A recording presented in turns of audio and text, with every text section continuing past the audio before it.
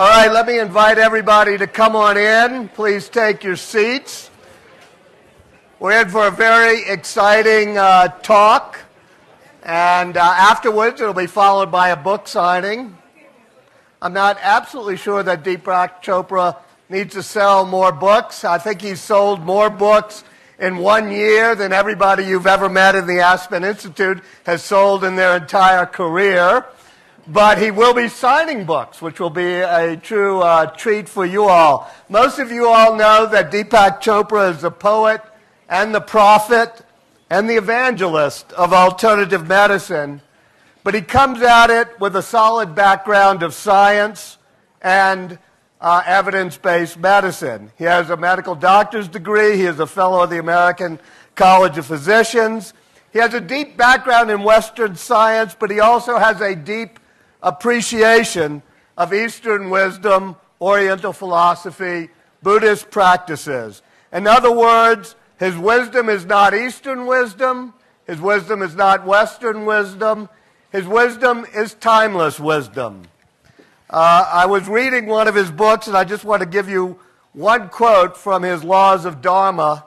He says, "I will ask myself daily, how can I serve and how can I help? The answers will allow me to help and serve my fellow human beings with love." As editor of Time magazine, it was my pleasure to work with him, to do many stories on alternative medicine that focused on him, and to have him as one of the Time 100 most influential people of our times. And now it's my pleasure to introduce him to the Aspen Health Forum, Dr. Deepak Chopra.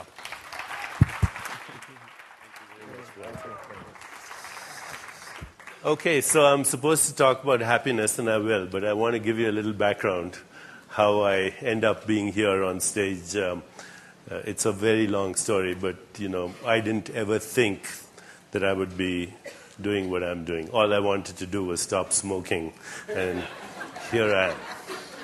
So, I went to school, medical school in India, and I was in my last year of medical school when we got invitations from a number of institutions here inviting us for training in medicine. So there was a shortage of physicians in the United States. The Vietnam War was coming to an end, and we were being recruited from all over the world. And of course, the problem was that India didn't want to lose us, so they made it difficult. You couldn't leave the country with more than $8. I had an uncle in London who lent me $100, and if you know anything about Indian mythology, 108 is a very auspicious number. We have 108 mantras, 108 prayer beads, 108 rituals. So I thought I should do something really auspicious with my $108. I went to Paris and I spent it all in one night at the Moulin Rouge. So when I arrived in New York, I had nothing.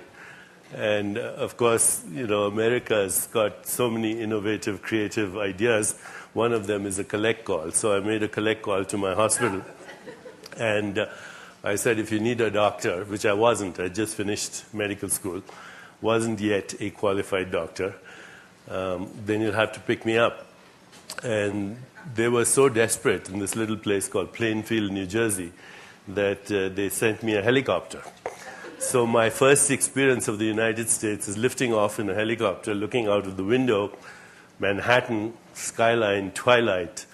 I thought, this must be Disney World. 20 minutes later, I'm in Plainfield, New Jersey.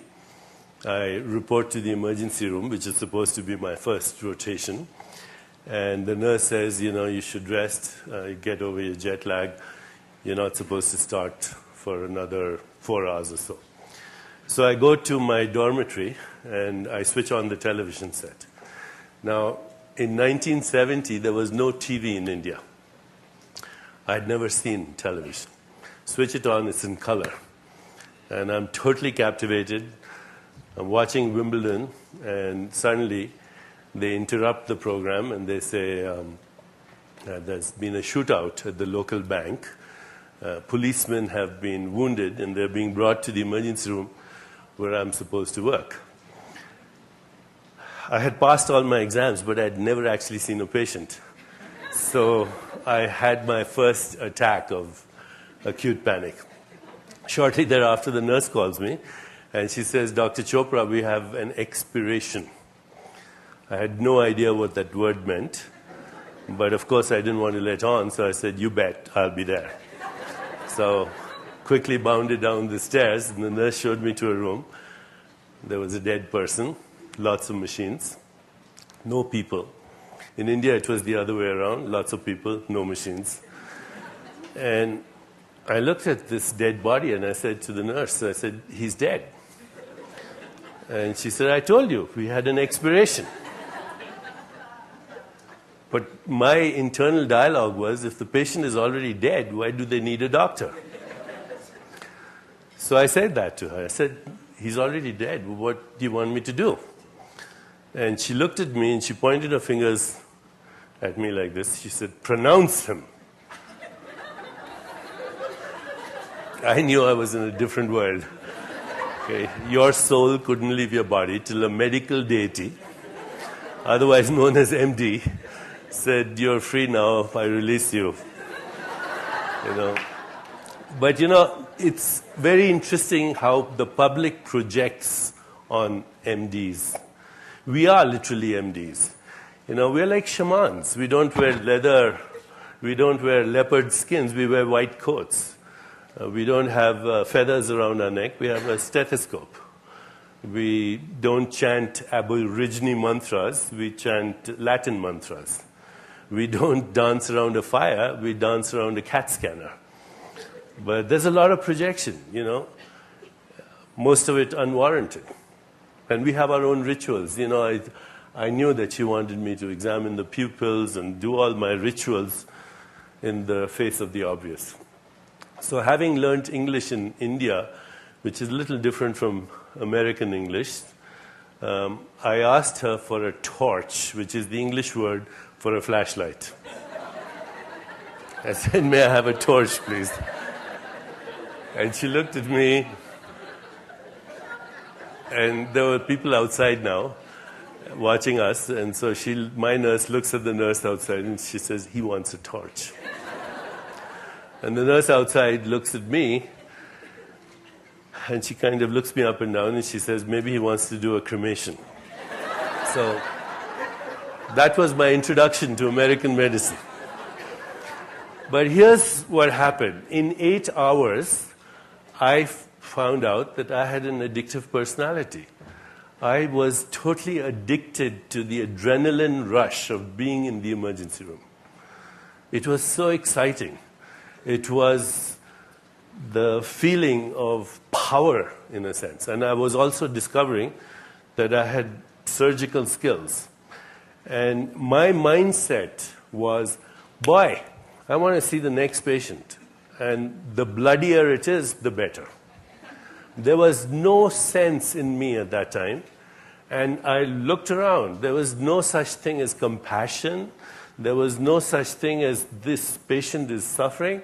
There was excitement. And I just totally got into the system. And it was many years later, I went on to train in endocrinology, which is hormones, and then neuroendocrinology, which is brain chemistry. And two things started to happen. One was I was totally stressed myself. As I said, I was smoking cigarettes. I was getting smashed on weekends. I had 35 patients in the ICU and rushing all the time, 15 minutes to see a patient. Most people don't realize how unhappy physicians are. They're one of the most unhappiest segments of the population. The highest rate of addiction, alcoholism, you name it. Okay, so I was one of those people. The second thing was that my field was neuroendocrinology, as I mentioned, and that's the field of brain chemistry. And this was a very exciting time for us because as an endocrine fellow, we were beginning to identify the neuropeptides that literally now are recognized as the molecules of emotion. We know a lot about these neuropeptides. There are over 100 of them now identified. But at that time, because of a new technique called radioimmunoassay, we were measuring these neuropeptides just about everywhere.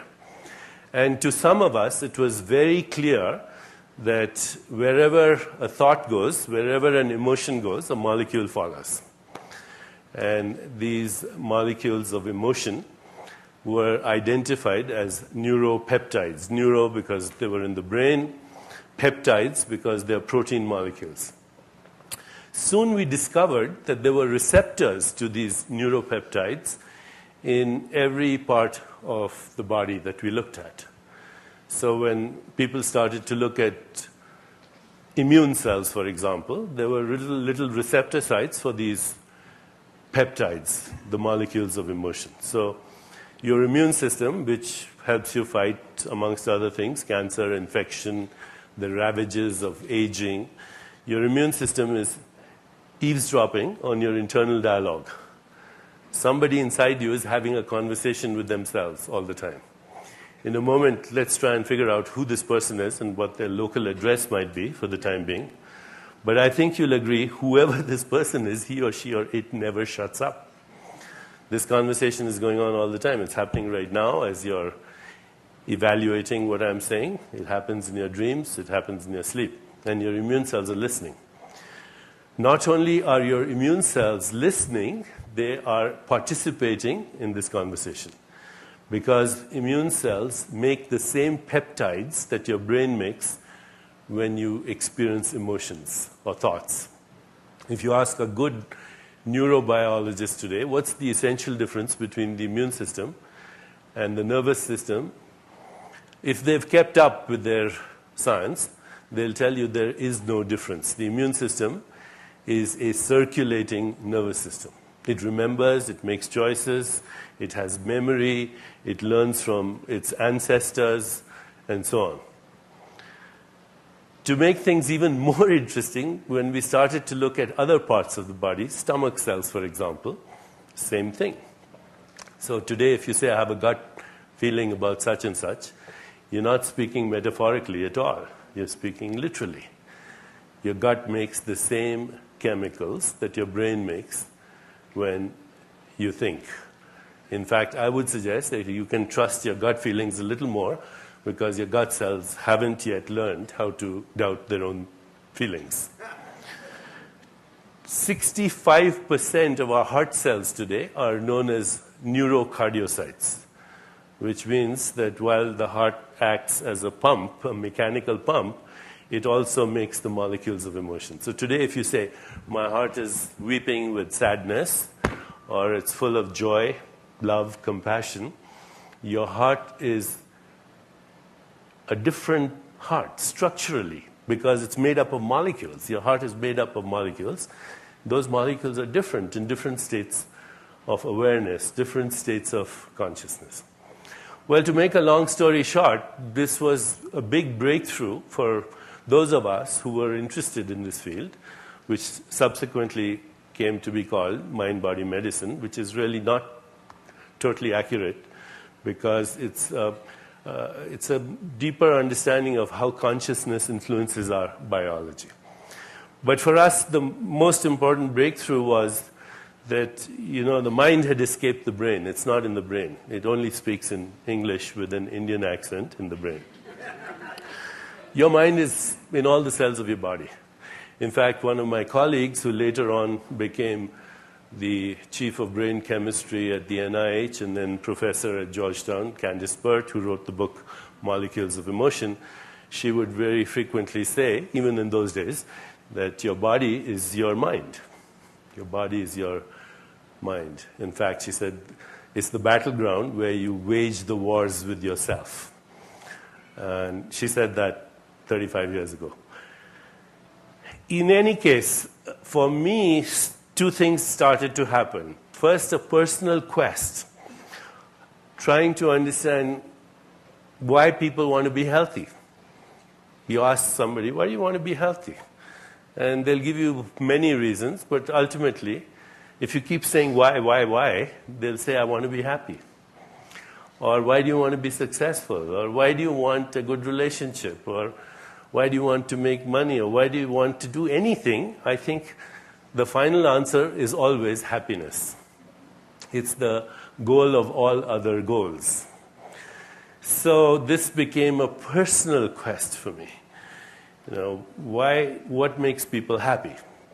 And I naturally resorted to my own wisdom tradition, which is the mindset of Buddhism and a deeper philosophy that is called Vedanta.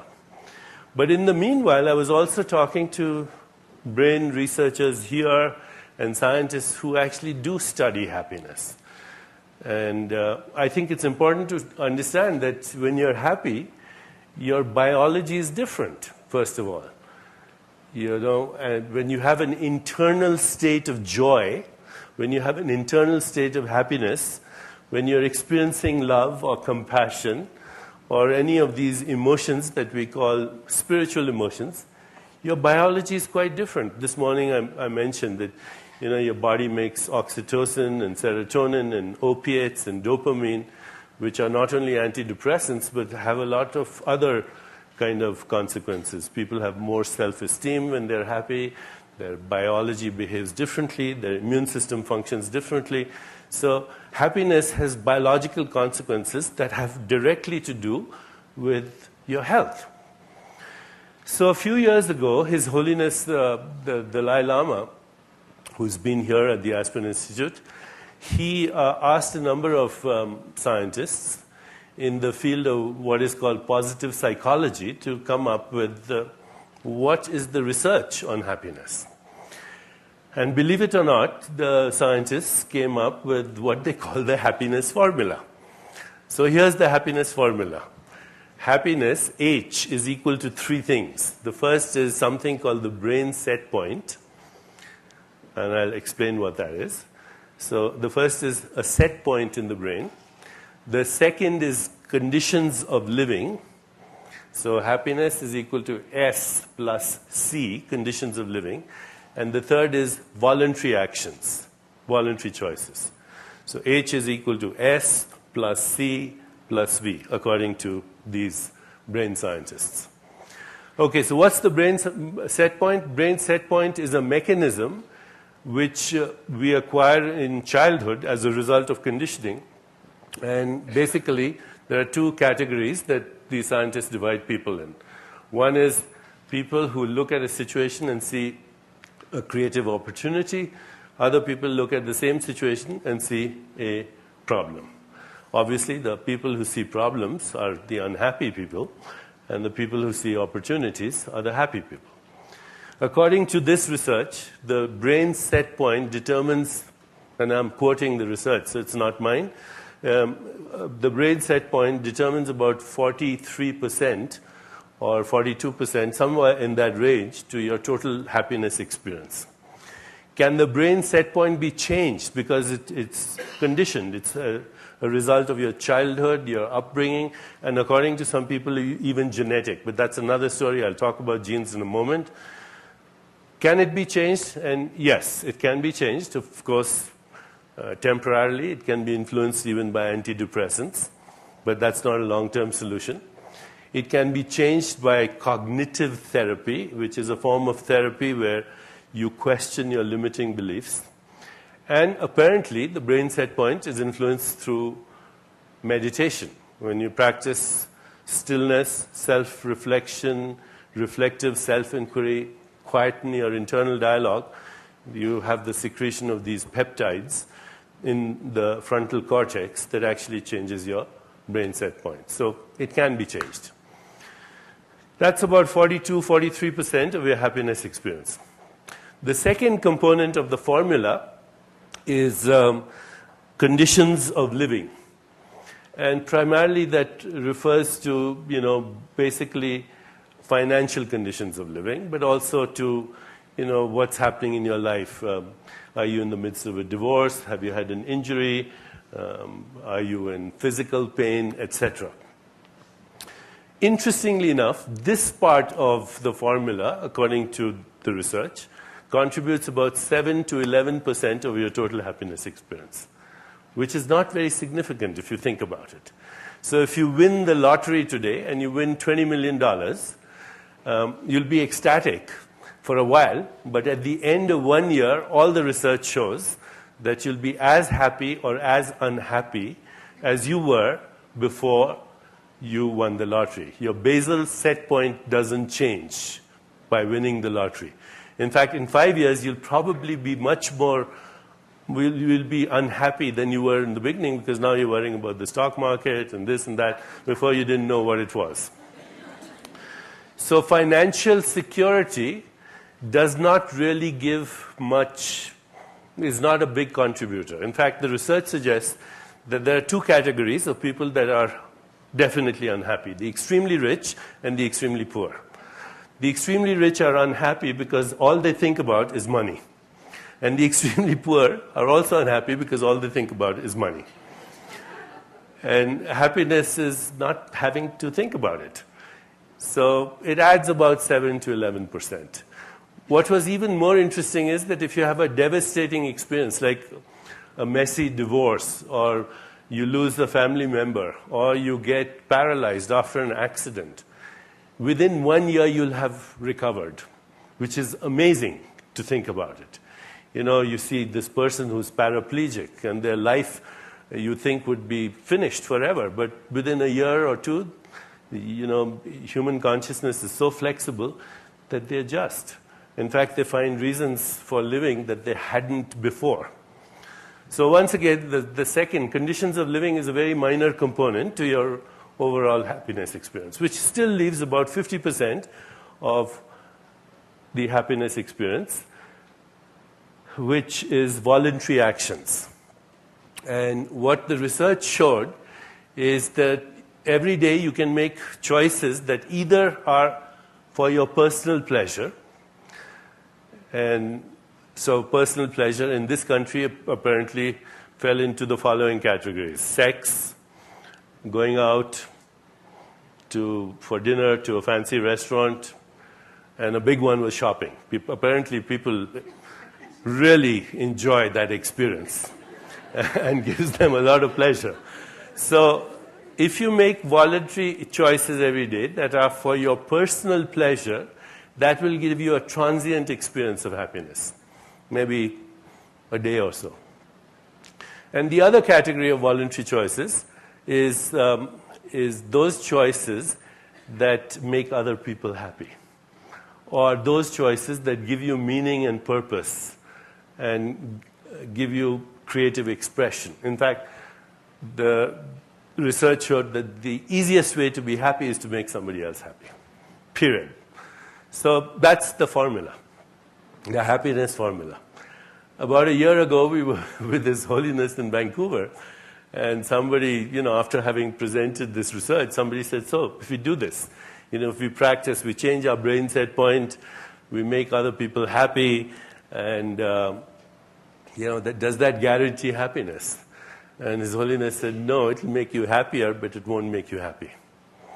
And that is because human beings have this other existential disease that we worry about the future and have regrets about the past.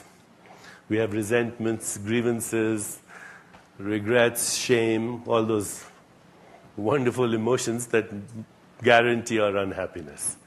So if you hurt a dog, for example, and you injure it, the dog has memory. It will remember, and you meet the dog 15 years later, it might attack you. But unlike a human being, it won't plan for 15 years how to get even. No, that's a human condition. We also, of course, worry about the future. We worry about getting old. We worry about getting sick. That's whole conversation here right now. Before I started was about, you know, how can we take care of our future, basically. We worry about old age, disease, and of course we worry about the biggest thing, which is death. You know, animals don't have the experience of actually reflecting on death, but we do. So for this, there is no research. What I'm going to share with you is that can only be found in the great wisdom traditions of the world. And of course, my wisdom tradition is, as I said, Buddhism and Vedanta, and most of you probably are familiar with the story of the Buddha, a young prince who has all the comforts of his life, and at the tender age of 16 or so, he goes outside the palace walls for the first time. His father has prevented him from seeing any suffering in the world. The father's a king. He wants his son to be the next monarch. There's a prediction when the child is born that either he'll become a great monarch or he'll become a monk. And of course, the king doesn't want his son to be a monk. He wants him to be the greatest monarch of all time. So Prince Siddhartha goes out of the palace walls. He bribes his best friend, who's a stable boy, that takes care of the horses in the palace, and they go out into the night. And for the first time, Siddhartha sees a very old, infirm person, because the person, sure that Siddhartha would not even see old age and decrepitude.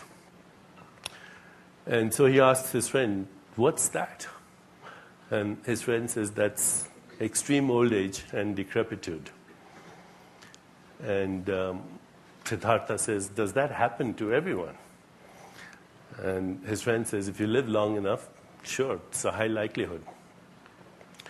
And then they see a man with leprosy and extreme disability, and finally they see a dead body. And Siddhartha asks his friend, he says, "Does that happen to everyone? Does everyone die?" And he says, "Yes, everyone dies." And Siddhartha says, "Will I die?" And his friend says, "Of course you will." So that starts this turmoil in this young prince. He can't sleep anymore, and he begins his journey, which is a very fascinating story because he tries everything. When he leaves the palace, he becomes a monk, he tries everything, and nothing actually works. He tries yoga and all the extreme forms of lore, but what exactly happened was Siddhartha his breath, which is now, of course, one of the techniques for meditation, mindful breathing. But he was watching his breath, and he saw that it arises and then it subsides. There's an arising and a subsiding. And he watches his thoughts, and he sees that they arise and they subside. He looks at his emotions, and he says, they arise, they subside. He looks at his own body, and he says, once upon a time, this was a baby's body, a teenager's body, and now it's this, and it's going to be different tomorrow. And so he comes to his first conclusion, which is so simple. It's, Buddha is not a prophet or not a messiah or anything. He's the most amazing psychologist ever. So his first conclusion is, if it is of the nature of arising, it is also of the nature of subsiding. Whatever arises must subside. And that's the first dharma seal, as they call it, the law of impermanence. And he says most of our suffering comes from the idea of being attached to the idea of permanence in a field that's inherently impermanent. So that's his first conclusion. But then he has a very interesting conclusion that he comes to, and that is that, and he comes to it just through simple observation, because, he's saying there's the arising and there's the subsiding, but it comes from a field of consciousness that neither arises nor subsides. And that's a great insight. I'd like you to try something right now. As you're listening to me, just turn your attention to who's listening.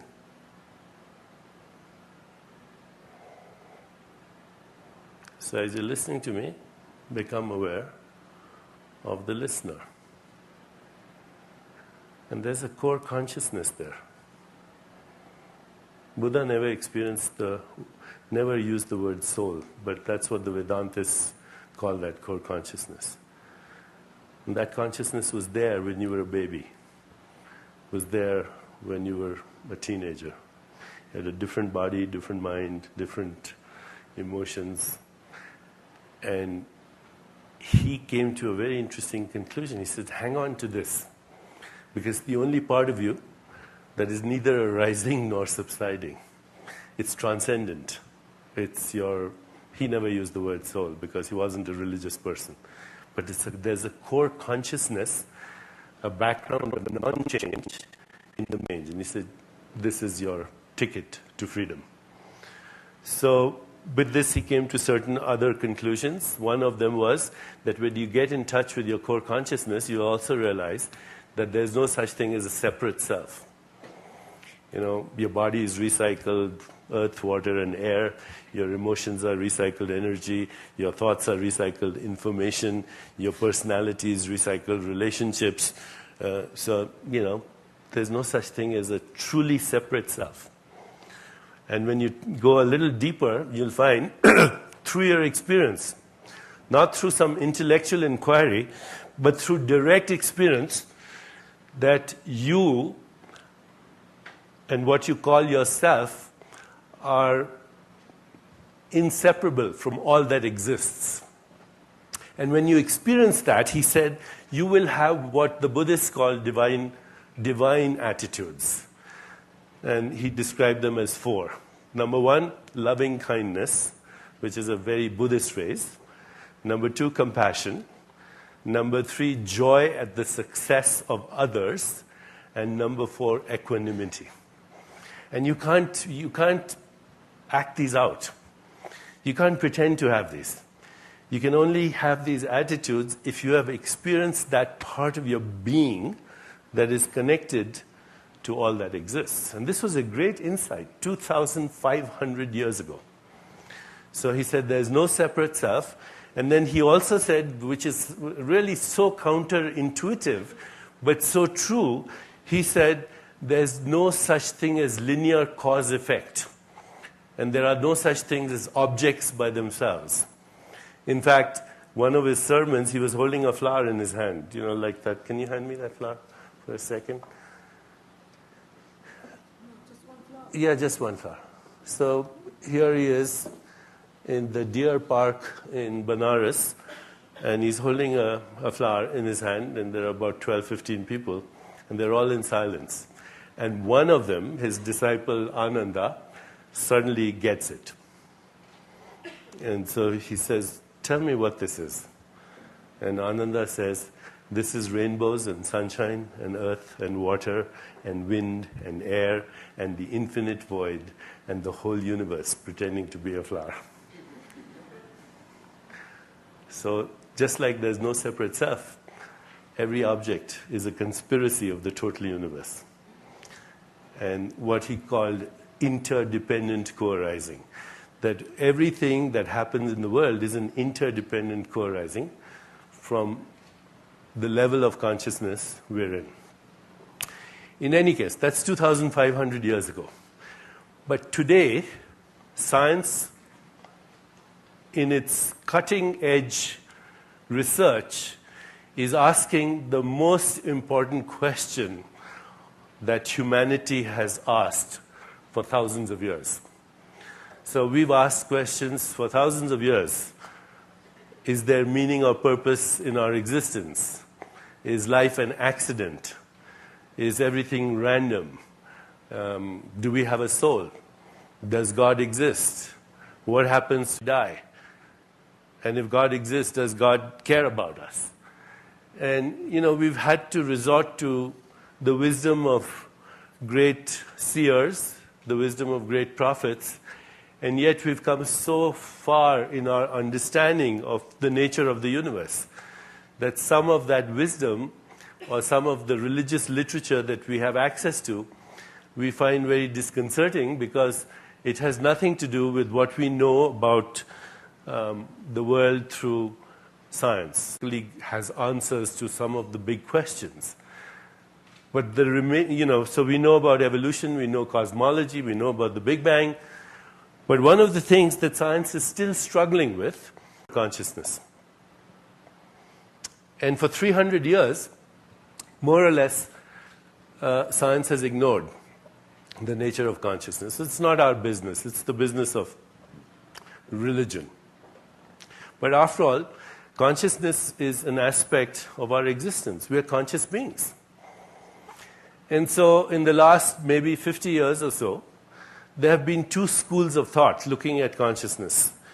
One school of thought says that consciousness is a byproduct or an epiphenomenon of your biology. Okay, so just like your gallbladder secretes pancreas, creates pancreas, stomach makes hydrochloric acid.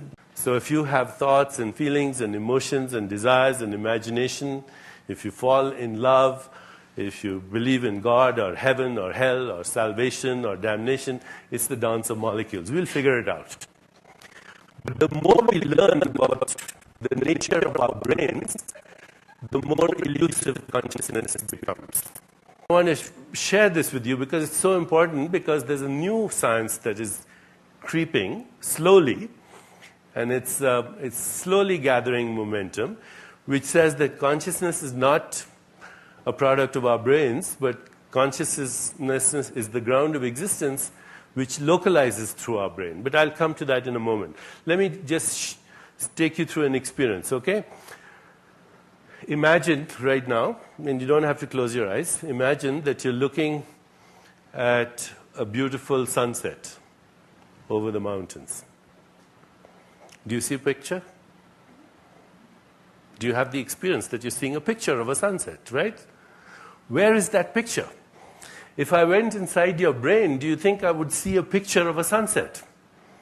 And today we can go inside the brain. You know, we have all kinds of wonderful technology. Magnetic resonance scans, positron emission tomography. You can take a carbon atom, you can radio label it, you can put it in sugar molecule, and you can track a thought.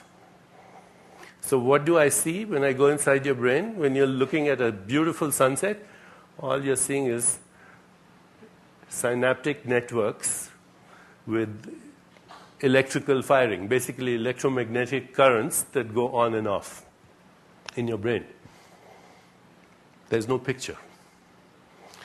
If I asked you to imagine the sound of your mother's voice, or the sound of a newborn baby crying, or I asked you to imagine the taste of strawberries, or I asked you to imagine the smell of your locker room in your gym, you have an internal experience.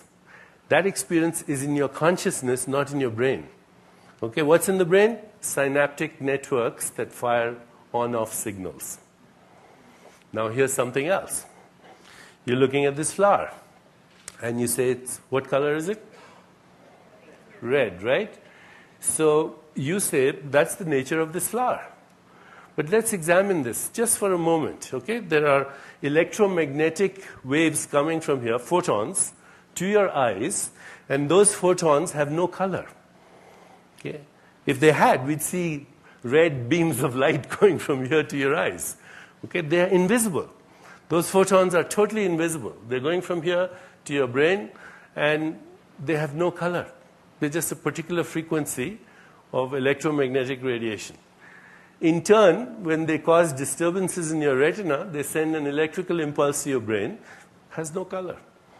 There's a synaptic network that goes on and off, has no color. So where's the color? It's in your consciousness. You know, so very slowly, science is coming to, through its own methodologies, coming to a conclusion that wisdom traditions spoke about. And they said, you're not in the world is in you. You're not in the body is in you. And you're not in the mind is in you. And that you is a core consciousness that transcends space and time, that has no beginning, no ending. And that's what the religious traditions have said, what Jesus called the kingdom of heaven, I carefully read for the 1,000th time the New Testament. And it's so clear that we're talking about somebody who had an experience of God consciousness. You read Gospel of John, chapter 10, around verse 20, when Jesus says, I and God are one. Because God is another word for the mystery of the universe. And the crowd gets very upset. They want to kill him. And he says, many good works have I shown you. For which of these do you stone me? And they say, we stone you not for a good work that you do. We stone you for blasphemy. Because you, being a man, call yourself a god. And he, being a good Jewish rabbi, he knows his Old Testament, he quotes from something that was written in 1,000 years before his time, in the time of King David. It's called the Song of Asaph. And he says, is it not written in your law, I said, that you are gods? And if it can be said of those through whom the word of God came, that you are gods, why do you say I blaspheme? And, in the Bible, the logos is considered very important. Logos is the word, is the knowledge, is the consciousness. So it's not particularly Eastern. It is there in all the religious traditions. What Jesus is speaking of is what the Jews call the Ruach Adonai. That we are part of one breath. We are right now breathing the same breath. As a result of breathing the same breath, we're also sharing the same molecules. Walt Whitman said, every atom that belongs to you as well belongs to me. And today you can do a little bit of mathematics and radioactive isotope studies that will prove without a shadow of doubt that right now you have in your body at least 1 million atoms that were once in the body of Moses or Christ or Buddha or Genghis Khan or whoever else you want to think about. In just the last 3 weeks, a quadrillion atoms, which is 10 followed by 15 zeros, have gone through your body that have gone through the body of every other living species on this planet. So think of a tree in Africa, a peasant in China, a taxi driver in Calcutta. You have stuff in your body that was circulating there only 3 weeks ago. We are one ecology, we are one mind, we are one consciousness, one breath, and one body, one energy field. And if we don't recognize that, it's all the suffering in the world. All the suffering in the world comes from the socially induced hallucination of the separate self. All of it. So, that basically is the essence of finding true happiness. Now, let me share with you a little bit of cutting-edge science, which is controversial, but I'll share it with you. Because there are lots of books out there that are talking about it, written by good scientists. As you know, there's the whole debate going on right now between what are called creationists and the other, Darwinian evolutionists. Both sides of the debate have been hijacked by Time magazine, a brilliant cover story where there was a conversation between Richard Dawkins and Francis Collins. Now, as you know, Richard Dawkins is the eminent atheist of our times. You've obviously read or know about the God delusion. Dawkins is an 18th century atheist. He's talking about a God that nobody should believe in. Okay. So it's irrelevant what he's talking about. But that debate between him and Francis Collins, who's the head of the Genome Project, you can't get better credentials than Francis Collins. And Francis Collins is a practicing Christian. Okay? And Collins says in the debate, in that Time magazine cover story, at one point, he says to Dawkins, Richard, the reason you can't find God is you're looking in the wrong place. Okay? Because God, or the mystery, or whatever you call it, the consciousness that seems to be the ground of being, does not exist in space or time. And there's a little bit of conversation over there where Francis Collins talks about, the intelligence at the heart of creation is outside of space-time. He says that. But it's not followed up because obviously Dawkins did not know what he was talking about. You know, he had no idea what Francis Collins was talking about. But here's some science. Today, if you go to fundamental scientists who examine the most fundamental levels of activity in nature, they'll tell you that nature is a discontinuity. Let me explain that. I won't go into too many details, but discontinuity is something that goes on and off. So even though our senses give us the experience of continuity, when I look at you and I look at things here, there's continuity. But according to particle physicists, quantum physicists, that's a trick of our senses.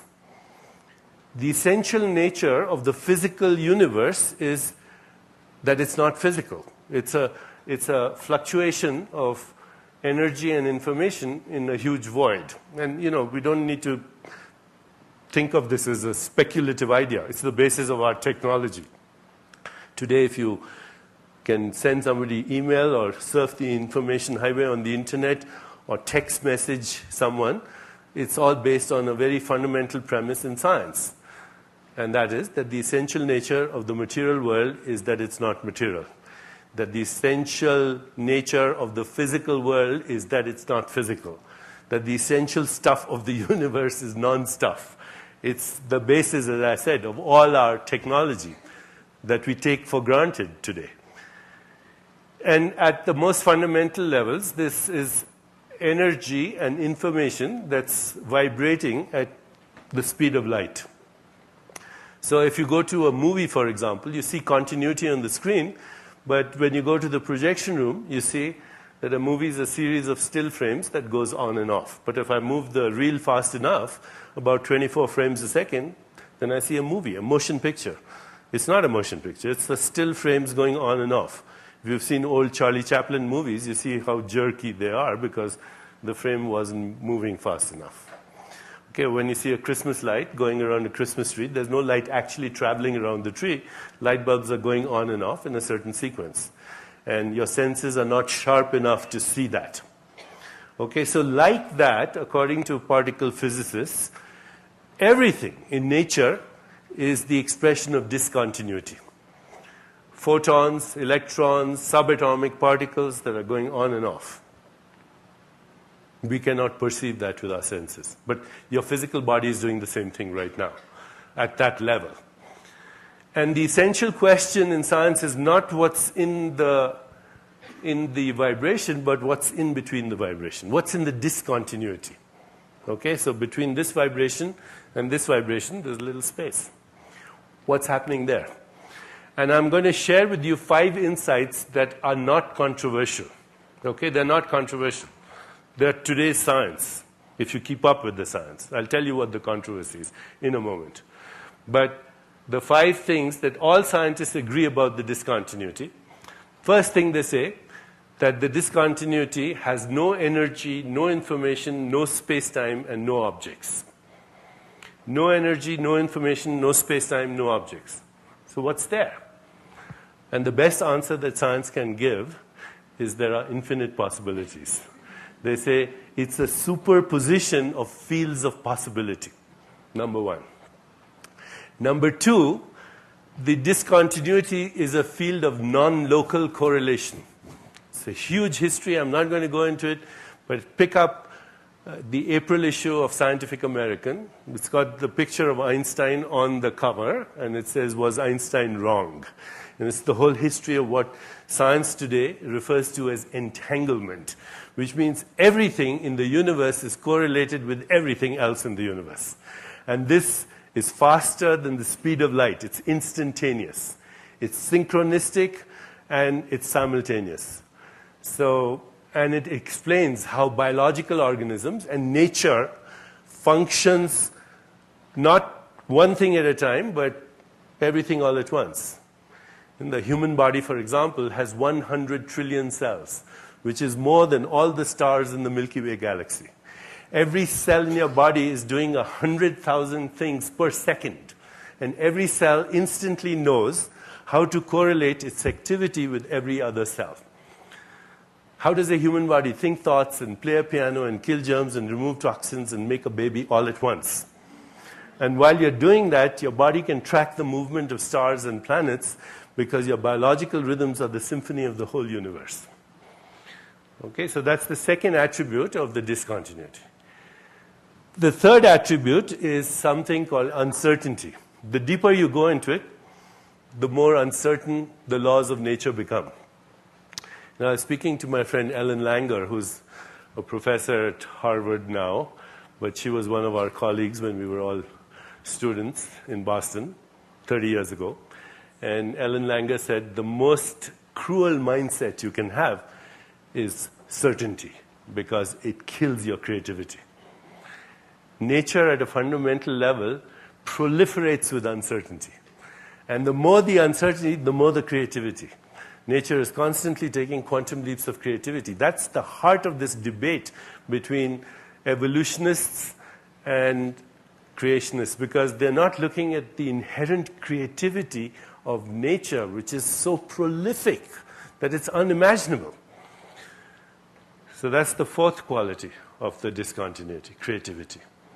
And the fifth is something called observer effect, something that was first popularized by a very great scientist by the name of John Wheeler, who was professor with Einstein at Princeton. He just died last year. There was a nice write-up in a lot of wonderful magazines at the age of 97. And he was still a professor at Princeton. And John Wheeler, about 40 years ago, said that the physical universe does not exist unless there's a conscious observer looking at it. So if there are no conscious observers, the physical universe remains a vibration of photons. That vibration of photons comes alive in your consciousness. So anyway, this is not controversial. This is all science.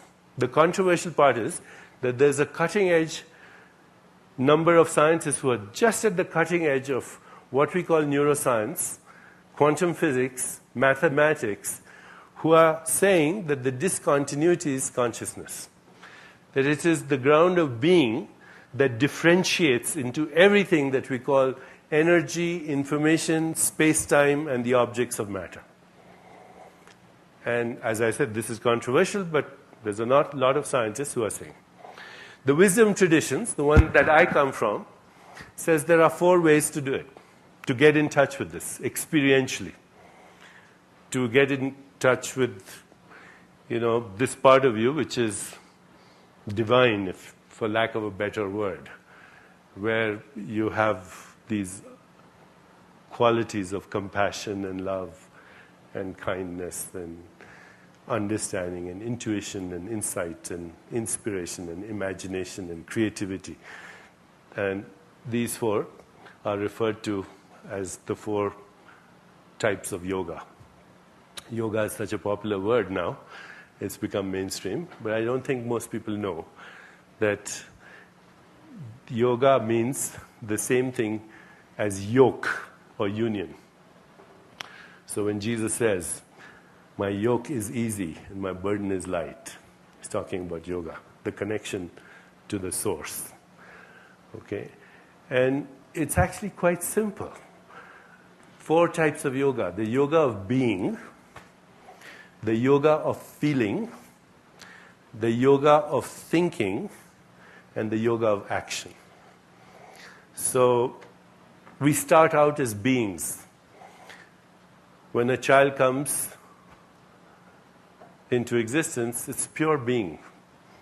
And so, according to the philosophy of yoga, that's the highest form of human intelligence.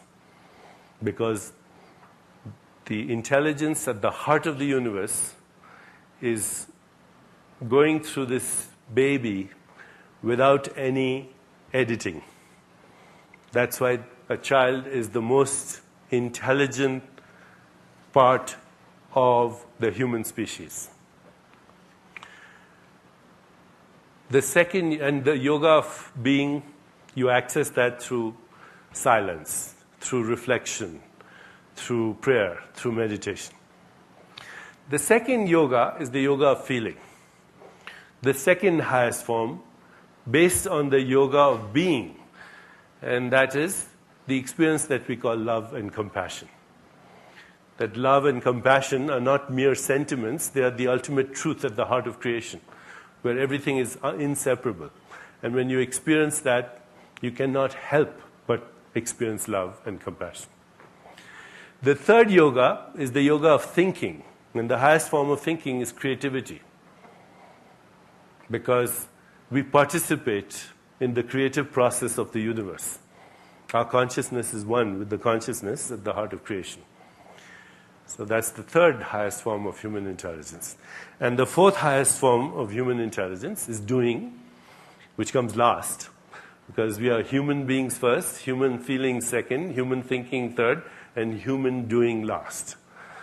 And that is called karma yoga. It's the doing that comes from service. It's the doing that says, how can I help?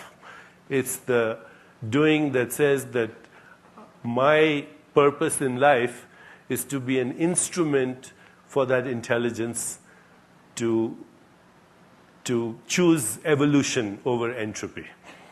And so there you have it. It's that simple. Being, feeling, thinking, and doing. But we've got it the other way around. If you look at activity here outside, what are people doing? They're just doing. And what are they doing? It's all about me. All the doing is about me. And then second comes thinking, and thinking is also about me. And feeling is emotional control dramas. And there's no being at all. So you want to be happy?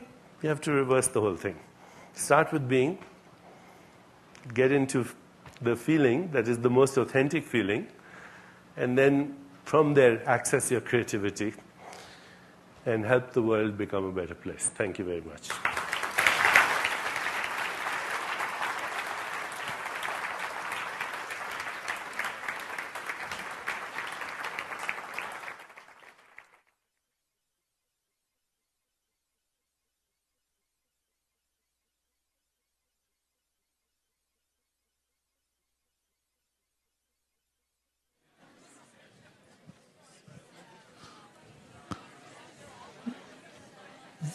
Ladies and gentlemen, there will be a book signing in the lobby by Deepak Chopra.